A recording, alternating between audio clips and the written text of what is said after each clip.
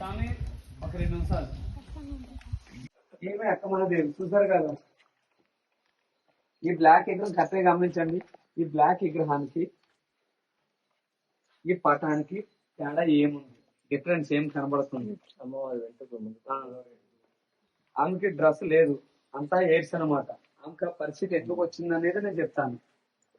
అక్క మహాదేవికి లింగాయతులు. లింగాయతులు అంటే శివుని పూజించేవారు, వీర శైల మతస్థులు అంటారు. వాళ్ళు శివుని తప్ప ఇతర దేవుని పూజించరు. ఆయుష్మాలో కొంతమంది తెలుసు, కొంతమంది తెలియదు అనమాట. మన తెలుగు రాష్ట్రాల్లో జంగమూలు అంటారు, బలిదులు అంటారు. ఓకేనండి. అక్క మహాదేవి వచ్చింది 800 సంవత్సరాలు పైబడింది. 800 సంవత్సరాల క్రితం అంటే ఈ నల్లమల ఫారెస్ట్ ఎట్లా ఉంది మనకు తెలియదు. కూర్చోమ్మా, కూర్చోబెట్టండి. ఈ నల్లమల ఫారెస్ట్ ఎట్లా ఉంది మనకు తెలియదు. చాలా పెద్ద ఫారెస్ట్ అని జంతువుల మధ్యన కూడా మొంటరేరుకు వచ్చి ధ్యానం చేసుకుంది.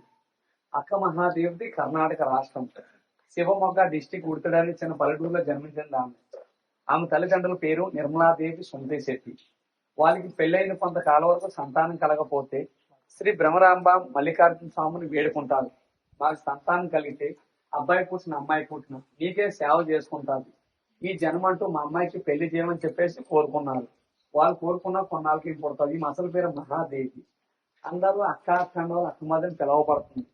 మనకి పెళ్ళైతే కొంతకాలం వరకు సంతానం లేదు. ఏదో ఒక దేవుడిని కోరుకుంటామా కోరుకోమా? కోరుకుంటాం. మనకి సంతానం కలిగితే దేవుడికి ముడుపుల ముక్కులు ఏమిస్తానని కోరుకుంటాం? పన్నీనాలు, పేరు ఏదైనా కలుగుంటే నిండులో దానం నీ గుడికి వస్తాను కోరుకుంటాం. వాళ్ళు అట్లా కాదు. అబ్బాయి పుట్టిన అమ్మాయి పుట్టిన నీకే సేవ చేసుకుంటారు. ఈ జన్మంటూ మా అమ్మాయికి పెళ్లి చేయమని చెప్పేసి కోరుకున్నారు. వాళ్ళకి మనం కోరుకోగలమా? వాళ్ళు ఎంత భక్తిపరులు కాకపోతే అట్లా కోరుకోగలరు? ఒకసారి ఆలోచించండి. అక్క మహాదేవి చిన్నప్పటి నుంచి కూడా చాలా ధ్యానపరురాలు. శివుని అంటే చాలా ఆరాధన కొలిసేది అనమాట. ఆమెకి ఎంత వయసు వచ్చిందో, ఎంత వయసు అంటే పెళ్లి వయసు.